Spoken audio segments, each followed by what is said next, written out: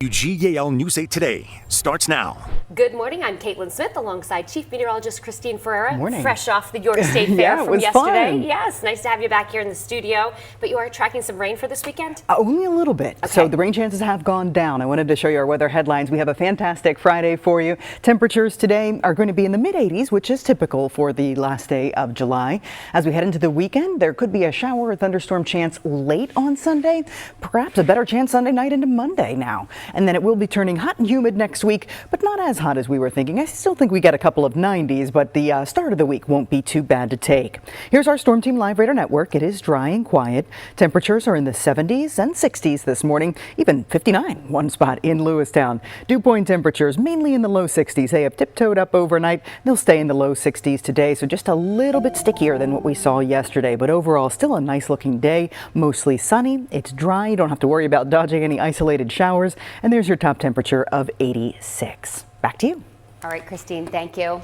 Well, after announcing that she is resigning as the mayor of Steelton, Mayor Sierra Dent is opening up about that decision. News 8 talked with her ahead of last night's safety walk in the borough. She says she has no regrets during her 5-year run, and while there were some challenges, she does believe she is leaving the borough in a better place. Here you see her interacting during that walk yesterday. When asked why she is stepping away now, this is what she had to say. I think you have to make the right decisions at the right time, and I think that right now is just a good time for me to go ahead and step away and let someone else step in. I've worked with this council for over 5 years now, so I think that we're all at the same place of, there needs to be some change in leadership in regards to just making sure that we are giving other people opportunities to step in, to step up for their community. Her last day is August 17th. The borough does hope to have a new mayor chosen by then. Applications are open for just over a week until August 10th. In Harrisburg, one person was taken to the hospital after being hit by a vehicle. Dispatchers tell us this happened around 8 o'clock last night. It was on South 15th Street near Sycamore Street. It's 4:33 and we do have an update to a story we brought to you as breaking news yesterday morning. Manor Township Police in Lancaster County are searching for a driver and passengers after a deadly crash where 2 vehicles ended up in the Susquehanna River. A neighbor heard that crash and called it in. It was around 2:30 yesterday morning. You can see the water there, and one of the vehicles submerged. The other one's been pulled out onto the tracks in this video. Police tell us those 2 vehicles were speeding down Charlestown Road, didn't stop at the stop sign at the intersection of 441, crossed those train tracks, and then crashed into the river, killing 1 woman. There were 3 people that were seen leaving the area, and logic dictates that somebody had to be in the other vehicle. Surveillance video you see here from a nearby home shows 2 men and a woman in the area of that crash. Now, this was around 6 yesterday morning. Witnesses also told police they saw those people leaving the scene.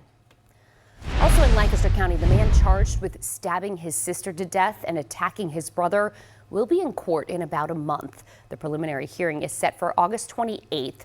For Brian Adolph, the 26-year-old is facing several charges, including homicide, after he told police he stabbed Elise Adolph, his sister, 20 times earlier this month inside of a home in East Hempfield Township. Investigators say he attacked his siblings after an argument over his sister's barking dogs. A Franklin County man is now in custody after investigators say he held someone he knew at gunpoint during a home invasion robbery. Chambersburg police say this happened last Thursday morning on North Franklin Street. They say Kevin Pierre Charles and a boy approached the victim right as he got home at 5:30 in the morning and demanded money. Police say the pair also held another person in that home at gunpoint. They say Pierre Charles stole $2,900 in cash. He is now facing several charges. I heard someone yelling, "Help, help." So I immediately called 911 and took off running down this direction. Came down here, there was 2 people at the top window, hanging out the window, smoke all coming out from behind them. He paints a scary scene there, and we are still working to find out what caused that apartment fire in Mifflin County, where, as you heard him say, there are people had to jump from windows to escape that burning building. It was just after 10 Wednesday night on Valley Street in Lewistown when James Wolf learned that his building was on fire. He says his main concern there was just making sure his neighbors were okay. I helped the firemen put the ladder up to the third floor. There was a guy hanging out the third floor window. They got him down. But the lady that jumped, I guess they used my tarp. We did reach out to responding fire companies to see if the cause of the fire has been determined. So far, we have not heard back. It's 4:36 and officials with the Pennsylvania Emergency Management Agency, or PEMA, went door to door in Waynesboro and Franklin County to survey damage from Tuesday's storms. We reported that this was set to happen yesterday. Waynesboro mayor issued a disaster declaration after he says 3.5 inches of rain fell in 45 minutes, causing the flooding that you see in this video. Officials have contacted engineers to look at ways to increase the capacity in the stormwater system. The borough manager tells News 8 many residents are having trouble opening up claims.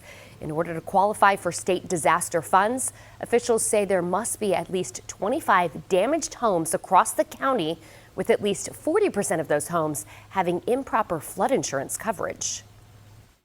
When you look at the square miles of Waynesboro and you put the 3.5 inches of rain in a 45-minute time frame, that equates to over 314 Olympic-sized pools dumping water on the borough at one time. Residents are being asked to email loss estimates, photographs, videos to the address you see here on your screen, floodingreports@waynesboropa.gov. So that storm was just this week, but there was that other storm you recall over the 4th of July. The Landis Valley Village and Farm Museum in Manheim Township, Lancaster County is just set to reopen tomorrow following that storm and had temporarily closed because of it. The museum says after weeks of cleanup and repairs and safety inspections, it can now reopen. Look at all those downed trees. It did have significant damage because of those trees, but it is planning to host its annual Military Day events. Those are still set for August 8th and 9th.